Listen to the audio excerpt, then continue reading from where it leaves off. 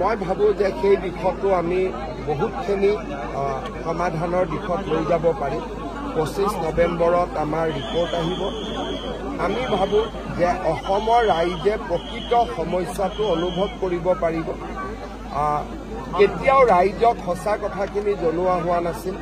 এইবাৰ সকলোৱে সঁচা কথাখিনি জানিব পাৰিব আৰু তেতিয়া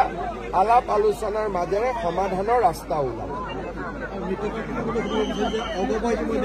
চিনকম বৈঠকৰ পিছত 2026ক কেন্দ্ৰ কৰি এটা প্ৰক্ৰিয়া ষ্ট্ৰেটেজি ল'ব আৰম্ভ কৰিছে অগপ এটা স্বতন্ত্ৰ ৰাজনৈতিক দল ই বিজেপিৰ অধীনত নহয় আৰু তাৰ এটা নিজস্ব আইডিঅলজি আছে নিজস্ব আদৰ্শ আছে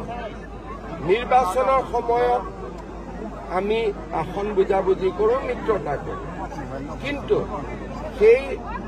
অগপৰ ৰাজনৈতিক দিশ কি হ'ব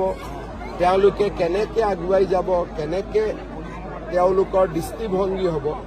তাত মই বিজেপিৰ মানুহ এজন হৈ বক্তব্য ৰাখিব নোৱাৰোঁ মোক যদি বিজেপিৰ কথা সোধে মই উত্তৰ দিব পাৰিম এজিপিৰ কথাত মই উত্তৰ দিব নোৱাৰোঁ যিহেতু 26ৰ নিৰ্বাচন আহি আছে 26ৰ নিৰ্বাচনৰ আগতে আমি কথা পাতিম যদি কথা মিলে মিত্ৰতা হ'ব যদি কথা নিমিলে আমি আকৌ অলপ আলোচনা কৰিব লাগিব গতিকে এতিয়ালৈকে 26ৰ কথা আমি কোনেও পতা নাই জানুৱাৰী মাহত পাতিম হ'ব